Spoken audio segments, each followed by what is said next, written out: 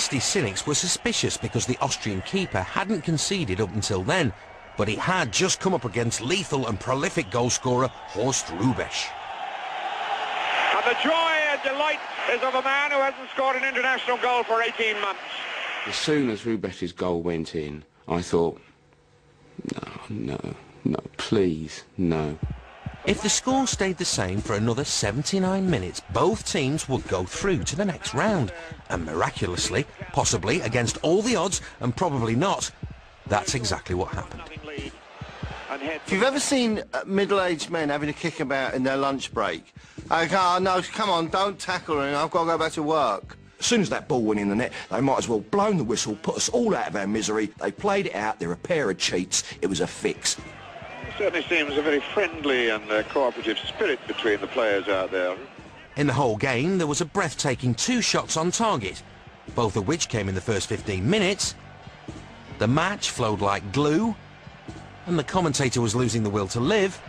Hello, London. Give us a little word of encouragement just to say you're there, please. And poor old Algeria were heading home.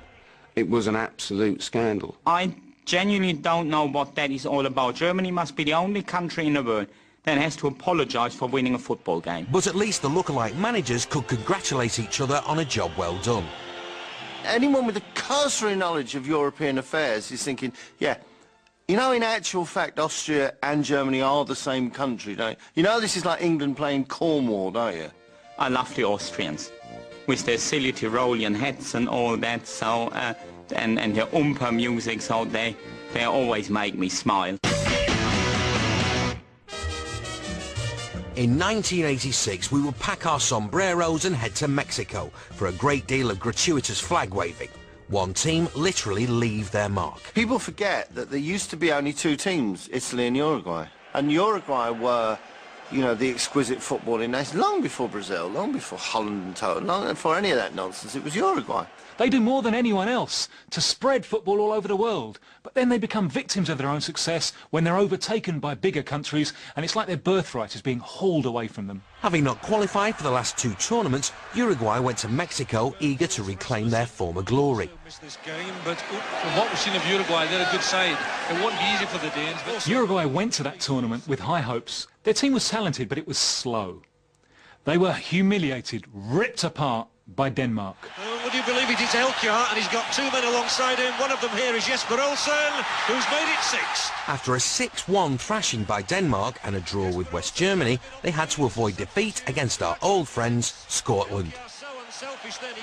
The Scotland game is the 3rd group game. A point qualifies Uruguay for the next round. They don't want to get beaten, and they certainly don't want to get humiliated. Gordon Strachan has been identified as the man who makes Scotland's midfield tick. They're going to let him know that they're around from the very first minute. Here's Strachan, and bundled over the first free kick of the game. I thought for one moment the referee was going to reach for a yellow card in the first minute. In fact, I have a funny feeling he is. And he's sent off! What an astonishing start to the game within the first 60 seconds of the match. Uruguay are down to 10 men. Strachan had been told, the press had said this man was, out to get you. As he said, I thought I'd get a couple of little elbows, couple of nudges, and then, 15 minutes in, he'd let me know I was there. No, I'm going to shoot you straight away. You see his legs? Get rid of them. By fair means of chop. You see there, just by the knee? It was the fastest dismissal in World Cup history. Down to 10 men and with 89 minutes left to play, Uruguay had to come up with something. First, they take refuge in blanket defence. When that fails, they take refuge in an orgy of violence. Nice skill by Strachan, who's bundled over not once, but twice. Oh, dearie me, another very bad challenge. Strachan is kicked again and again. Oh, dearie me, Sturrock is brought crashing down there. They knew that Scotland did have 1 or 2 good playmakers, and so the way to deal with them was just kick them out of the game. Let's just get really dirty. If we can't be the best, let's at least be the dirtiest. Oh dear, this time it's Diogo. What gets me is that each time one of the Scottish players gets scythed to the ground, they offer their hand and they get up. Strachan is still here in possession. Bundle off the ball. It was like, oh, hang on a sec, just kick us off the park, and we'll just draw 0-0. John, that was another scandalous challenge. I think we've got used to them, Billy. This polite response meant Uruguay got their draw and Scotland went out of the competition on the end of a well-aimed boot. By the end of the tournament, Uruguay had 11 yellow and 2 reds. I think that sums them up and says everything about their tactics. Bothered? Nah.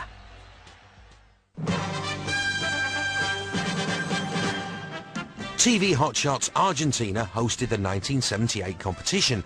Somehow Scotland were the only British team to qualify.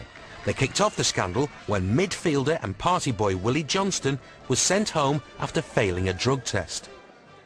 He took something that was illegal, so he had to face whatever was coming his way.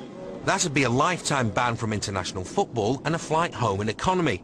Willie was desperate to tell his side of the story. Just leave me alone, please. And at Heathrow made a slick exit. But for controversy, even a drug scandal couldn't compete with the impact of a Welshman's whistle in the dying seconds of Brazil's group game with Sweden, which was heading for a draw. There's a corner. And, right, look at my watch. This is the watch I used, by the way. Injury time. Nalino's kick is a good one. It's brilliantly put in. No. The geezers, was it Zico who jumped up in here, left everybody standing, wallop. Mr. Clive Thomas blows his whistle. And the ball now is in the back of the net. And I'm thinking, how did that happen? Nalino's kick is a good one. It's brilliantly put in. And the Brazilians then are standing in front of me. And goal, goal, goal. I said, no goal. I go like this, quite clear, no goal.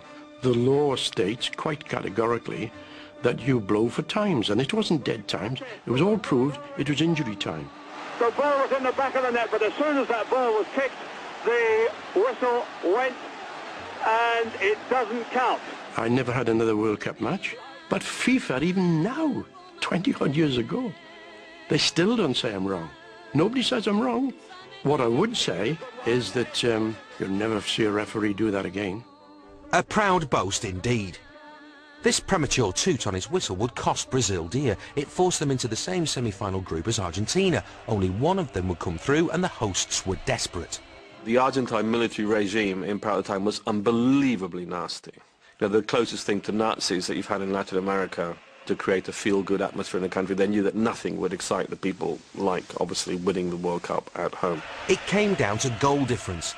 Battle-hardened Argentina went into the deciding group game knowing they had to win by 4 goals against Peru, whose progress was largely down to the heroics of their goalkeeper, Quiroga. A fine save. Quiroga pushing the ball to his right for a corner kick. Who just happened to have been born in Argentina. The whole Argentinian World Cup had the air of dodge about it. And there was allegations at the time of bribery, corruption, underhand dealings. To bribe a couple of Peruvian players was pretty small beer and pretty plausible. You know, the Peruvian goalkeeper was Argentine born. Maybe they slipped him $50,000. I don't know. It was just inevitable that Argentina would win. Centers again.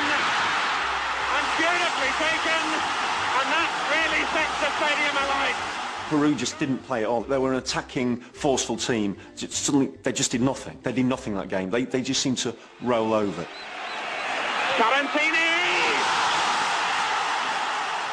At times, it looks like the Peruvians have just waved the Argentinians. It was a strange scoreline and a strange game. And it was Passarella and put in by Luque.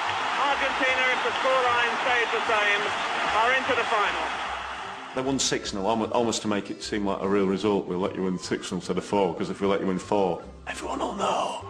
With that surprising result, Argentina went on to win the World Cup, keeping their government happy, and of course no proof of any corruption whatsoever at all was ever found.